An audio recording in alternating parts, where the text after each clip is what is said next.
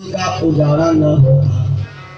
ये सूत्र जीवन में याद रखिएगा कि भगवान के घर देर है, देर नहीं है, अंधेर नहीं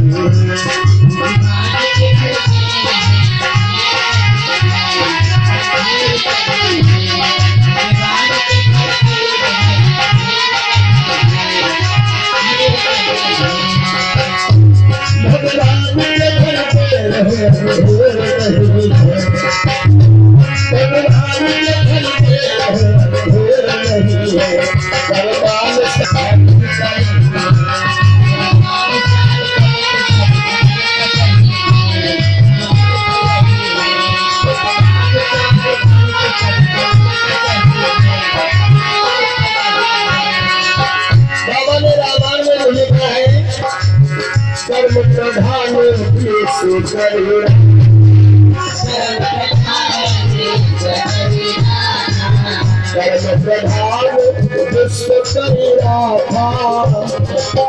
और सकीम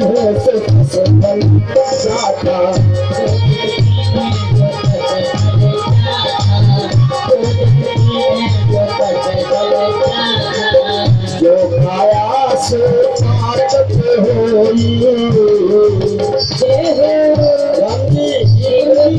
जो काया से ताकत होई सुन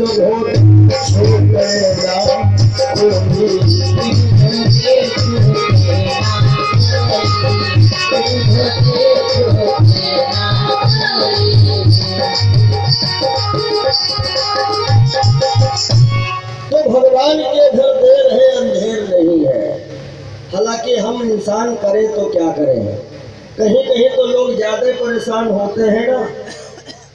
अब घर में गांव में यदि कोई ऐसे फिलहाल वाला महात्मा आ गया और कुछ लोग कहते हैं बाबा हम इस समय बहुत परेशान रहते हैं, देखो कुछ हम पे करावा धरावा तो नहीं है। अब बाबा को दक्षिणा लेनी है तो बाबा बता दिए, ये बताओ तुम्हारे दरवाजे पे कहीं नींबू मिर्चा तो नहीं मिलो। कोई लड़का टुकड़ा डाल गया हो सलाद का के हाँ बाबा मिलो तो रहा कि समझ लो पड़ोसी घात है। अब एक तो परेशानी रहबे कि दूसरी परेशानी फिर तैयार। रहीमन चुप होए बैठिए, सुनो रहीमन चुप होए बैठिए देख दिनन को फेर, और भैया जब नीचे दिन आई है बनने लगे हैं समय से पहले भाग्य से ज्यादा कहो कुछ नहीं मिलता किसी को। तो ये जो महाराज उत्तानपाद हैं इनकी पत्नी का नाम है सुनीति। इनके पास सब कुछ होते हुए एक औलाद नहीं है।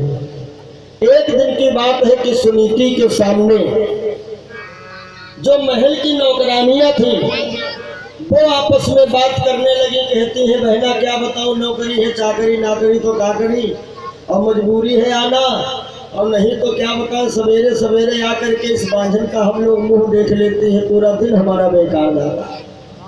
धन्य है वो सुनीति। सुनीति को कष्ट हुआ, दौड़ करके अपने पति उत्तानपाद के पास जाती है। और ये शाखा मानिक चलिए मनु महाराज जी से चलिए, हम लोग मनु से जो है ना मनु से हैं हम लोग, मुर्शद रूपा जी से है, ज्यादा विस्तार ना बढ़ाते हुए।